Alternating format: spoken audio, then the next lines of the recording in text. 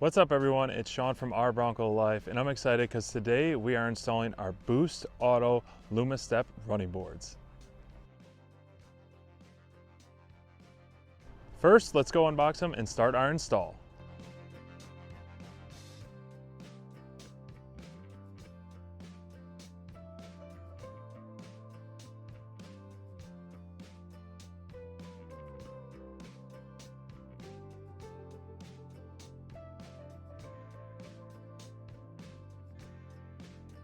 Time to remove our old running boards. The Lumastep running boards will use the pre-existing holes on the Bronco.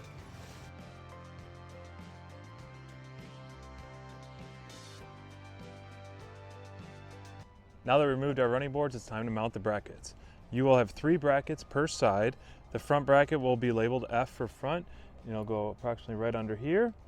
And then the other 2 brackets are both the same, and they have a C and an R on them. Now each bracket is going to get a 16mm bolt with a locking washer and a washer that's going to install directly into the pre-existing holes.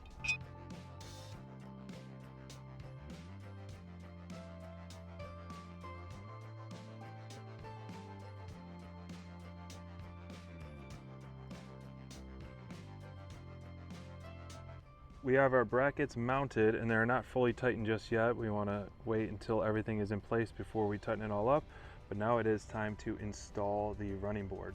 So this is the front of the Bronco. You'll see the Lumastep Boost Auto logo. That means that'll be in the front up there, and that is also the location where you'll see all your plugs for your light up features. We're going to flip over the running board, and you see we have 2 tracks right here. We're going to install 3 T-bolts on each track for a total of 6 per running board.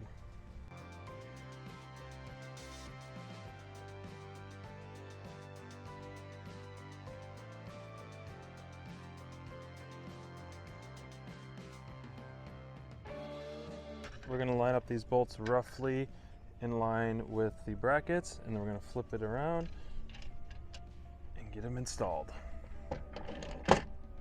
Hand tighten all the T-bolts until you adjust the running boards into the position you want them at.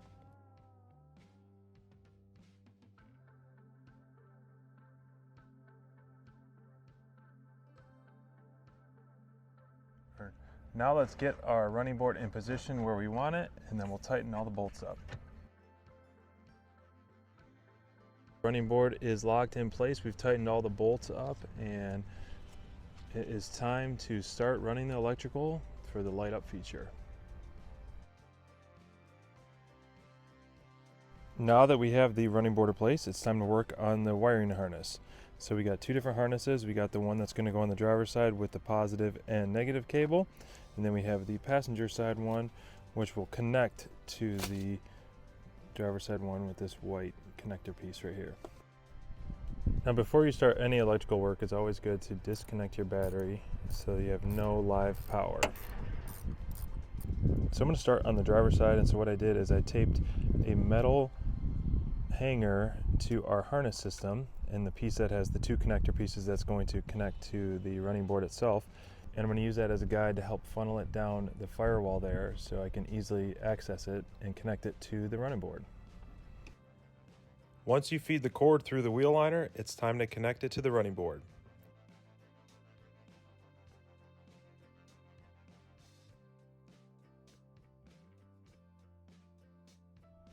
Now that I have the driver's side ran, I'm going to run the passenger side. So I've already taped up our cord, and I'm going to funnel it along the passenger side and hook it up to the running board.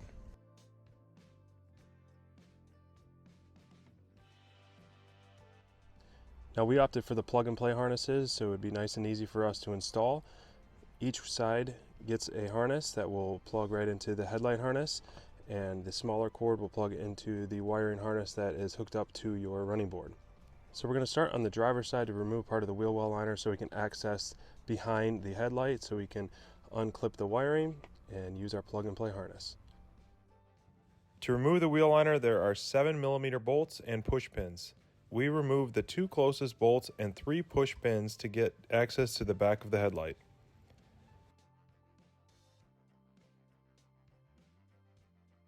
Now since we don't have a lift or a jack we turned the driver wheel all the way to the left to give us more space under the wheel well.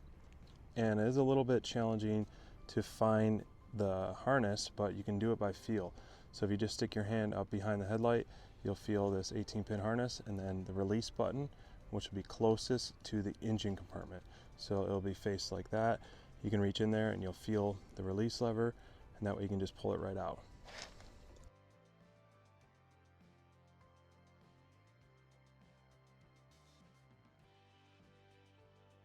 Our wiring harness is ran to the running board and plugged in already. I'm going to take the other end, and this is going to hook up to the headlight harness. I'm going to funnel it down over here where I can see an opening to connect it to the plug and play harness.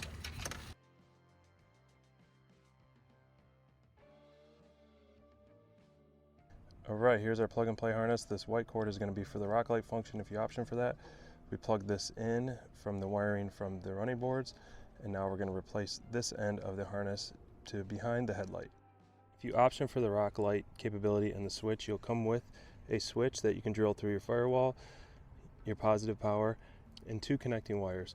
One is longer than the other, so you want to use the longer one on the passenger side and the shorter one on the driver's side. If you are hooking up the rock lights as well, then you will need to strip the edge of the wiring and connect it to the plug and play harness.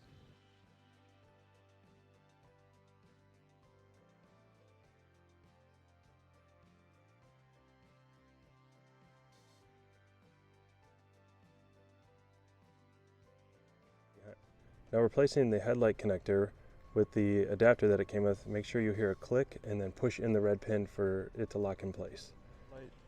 Now that I have the plug and play harness plugged back into the headlight, I'm going to replace the wheel well liner and my fender flare, which I removed for a little bit easier access, and then move over to the passenger side. Now I moved over to the passenger side, and just like the driver's side, I turned the wheel all the way to the right so I can have more opening under the wheel well, and we're going to remove this push pin, loosen the bolt here. But first I'm going to remove my fender flare so I have easier access and more visibility.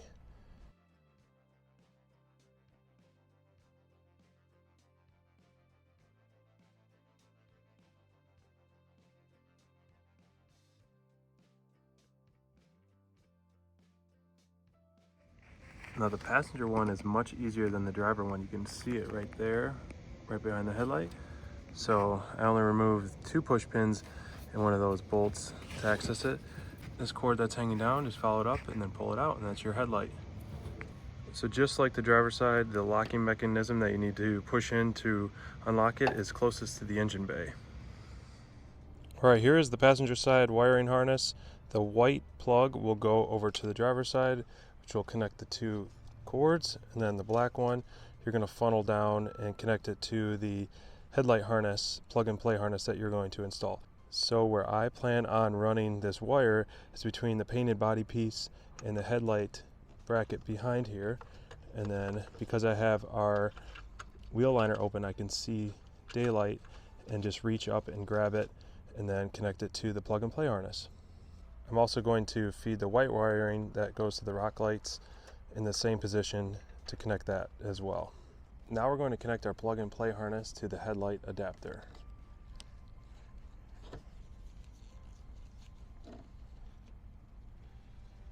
Okay, we've connected the Lumastep wiring here, as well as the rock light capability wiring if you option for that. Now it's time to replace the connector piece to the headlight.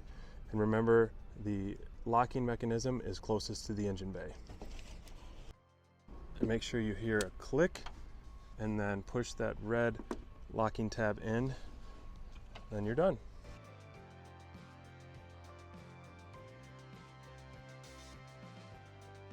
Replace any push pins or bolts you removed in the wheel liner, as well as replace the fender flare.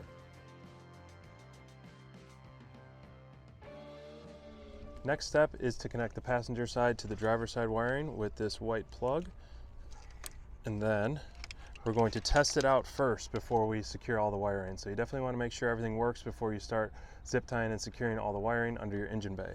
So we're going to test it out with the positive and negative on the battery. Steps work great, and now it's time to clean up the wiring under the engine bay And so I'm going to use a bunch of zip ties and some electrical tape to just secure all these wiring out of sight and out of the way of any moving components. Now there's no exact right way to hide all the wiring, but what we did on the passenger side was we ran it over here and we zip tied it to this little bracket, and then we tucked all the excess wiring in this little body nook, and then we ran the rock light and the wiring harness under this plastic mount piece by the intake behind the grill, and then we zip tied it there, ran it behind the grill some more, and then sent it along the driver's side and connected all the wiring as well. Now, if you option for the rock lights, you would have got the harness with the 2 white wire connectors plus a ground to the positive terminal and an on-off switch. And so the white wire was connected to the plug and play harness on the passenger side, ran it over to the driver's side, where the driver's side was connected to the plug and play harness, and then those connected. We had a wire that went to the positive part of the battery, and then we fed the on-off switch through the firewall. So down on the driver's side is a rubber stopper, that is your firewall, and so we were able to funnel the switch right through that without any drilling currently. The rubber stopper in your footwell is where we ran the on-off switch for now.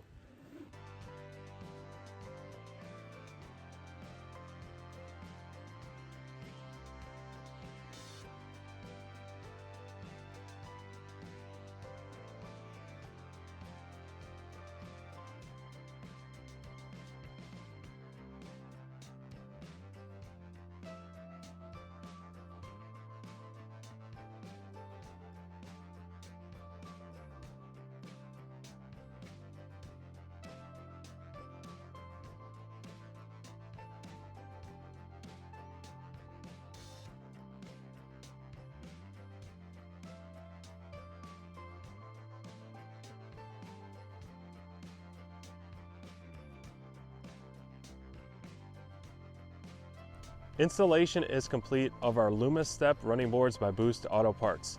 Let us know what you think in the comments below, and we'll make sure to leave a link to the product and a full breakdown in the description below. Thanks for stopping by our channel. We'll see you next time.